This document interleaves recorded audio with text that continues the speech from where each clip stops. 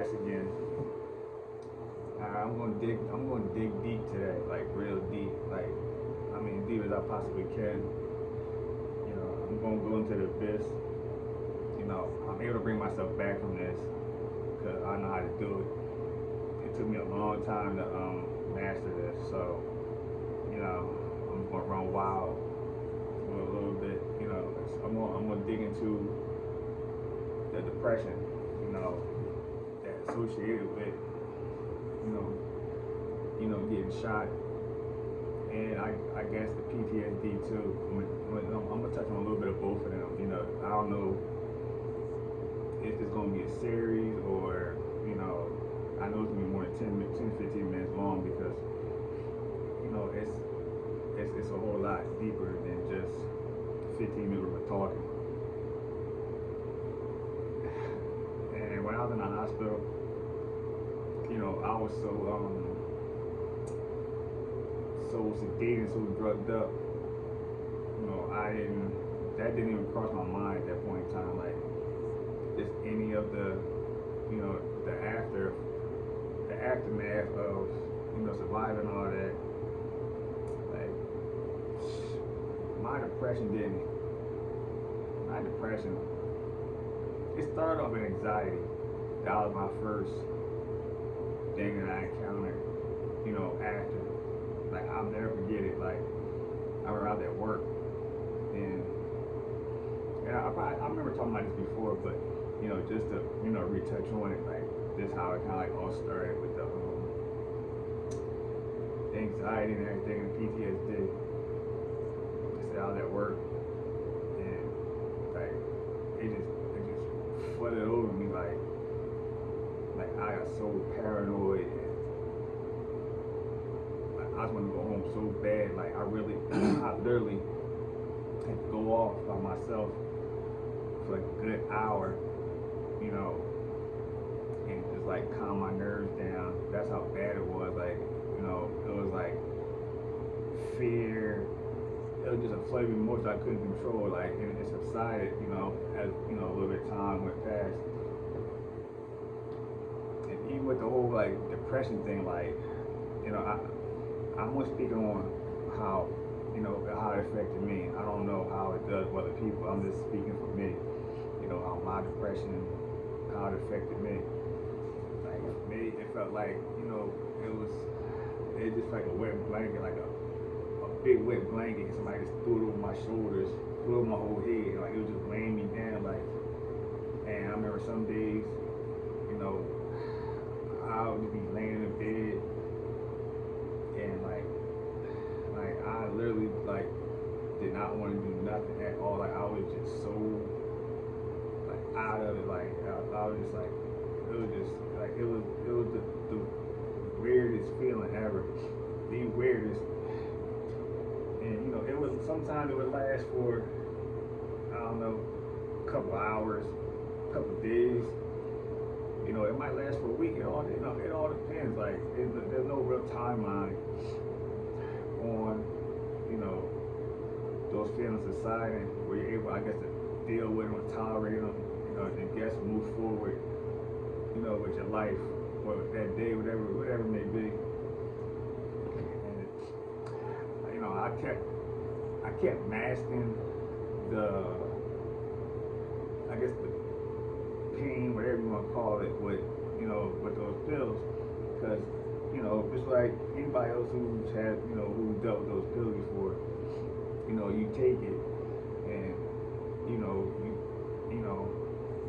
half an hour later, you know, you feel on top of the world, like you know, you feel like, man, I feel fantastic. But you know, then the flip side is, you know, like the withdrawal, and like that withdrawal is just sickening.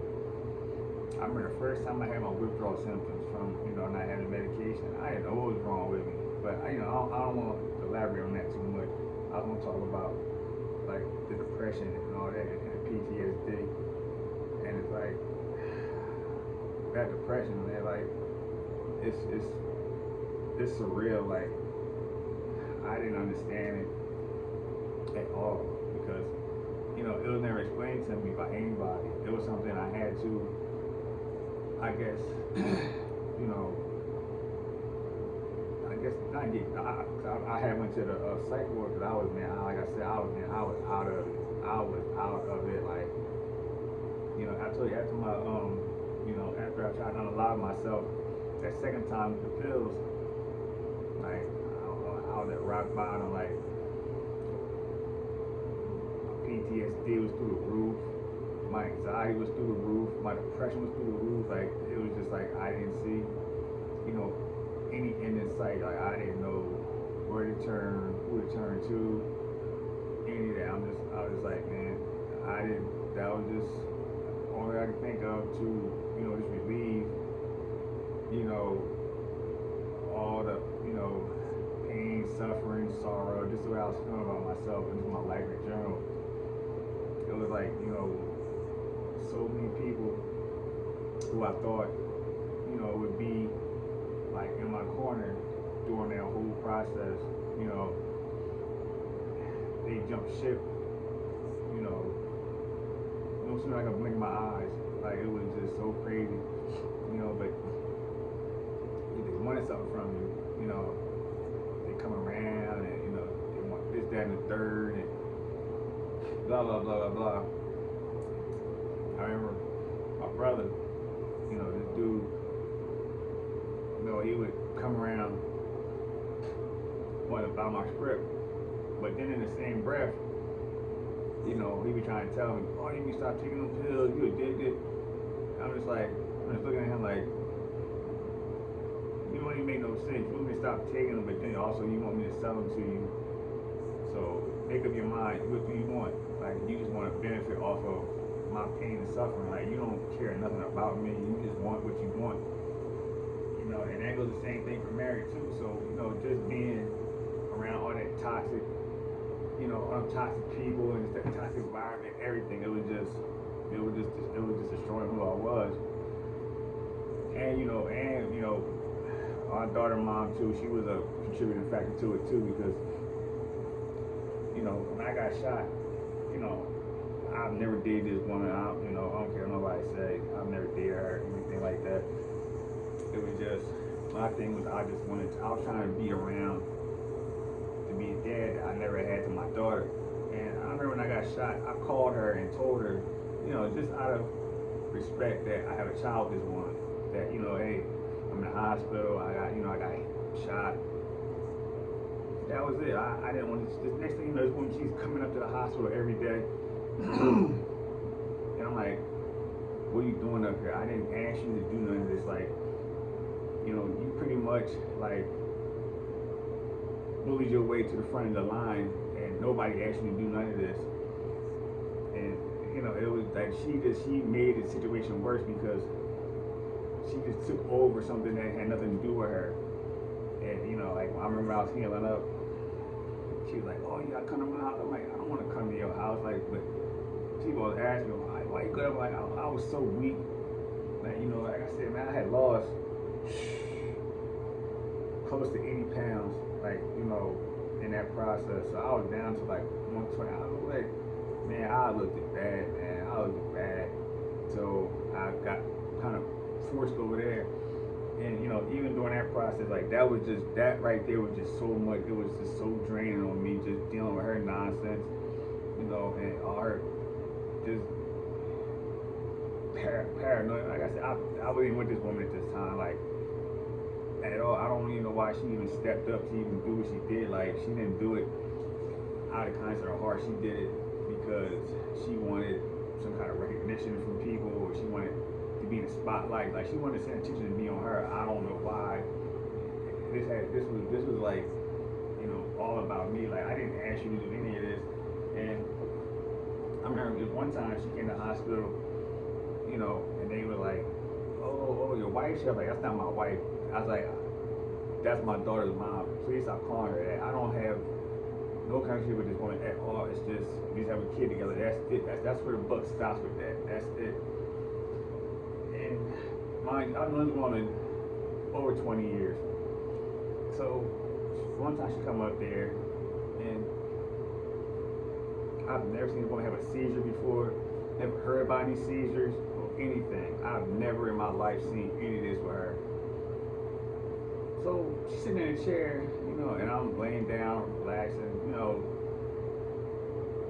And so, she starts having a seizure. I'm like, where is this coming from? Like, you want to be the center of attention so bad, like you just faking these illnesses and this, that, and the third. So, going through this nonsense, so they get her so-called stabilized, whatever. And so I got shot in 2011, October 9th. Since then, I've never seen a woman have it. I've never heard about her having seizures or anything. She just wanted to be a center of attention. And, this is my second time in the hospital when I went back to her house. First time I was, went there. Second time I went back there again. Like I said, I was just so weak and I was just so out of it. Like, I couldn't put up a fight against nobody at that point in time. It was like, you come over here, point blank period. I'm just like, I guess so, man. I didn't want to, but I was in no condition to, resist, that kind of, I wouldn't even say help, that kind of just nonsense. That's what it was, nonsense, just straight up nonsense. And I remember, like, I'll never forget this. I remember, mind you, I had 2 major surgeries. My first one, they cut my stomach open, get all the bullet fragments out. And then the second one, I had a PICC line in my arm. I don't know if people, people in the medical field and people who had that shit, they know what it is. Because I kept getting all those, they kept poking me with the needles and like, my veins collapsed and I got tired of getting stuck, so they gave me a PICC line. Excuse me. PICC line is, it's like a port straight to your artery.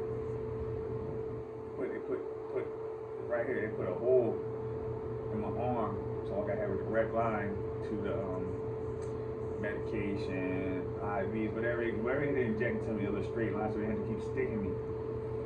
And they gave me that, and it was just that was just so much better than get poke every couple hours. They come drawing blood, give you medication. Just, who wants to keep getting woke up? When you just put your arm out, they stick it in, and keep on your merry way. So, dealing with her nonsense, man, it just made it worse. And then what happened? One time, like I said, I'm sorry. My second surgery, got cut. They cut me on my right side, my leg all the way down. They had to go all the way through my, they go into my bone in my hip to get these fragments out of my hip. They didn't get the first time.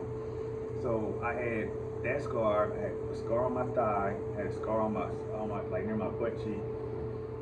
And I had a drain in my liver. I think I had a drain in my liver. Yeah, my liver. It was right here on this side. I had a drain. I still got a scar on my stomach. So this woman, and mind you, don't forget, I had a is that a catheter? Nah, the catheter was out. This woman comes to her house. Oh, that's not my home. That was her home. It's not mine. I was like a prisoner there. She comes in there one day.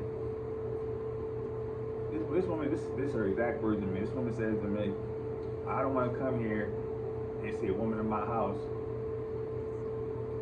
Like, I didn't have any words. I'm just looking at her like,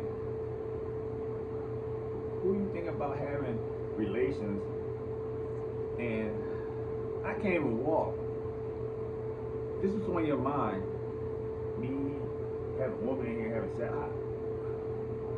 It's pretty obvious you've never been through anything like this.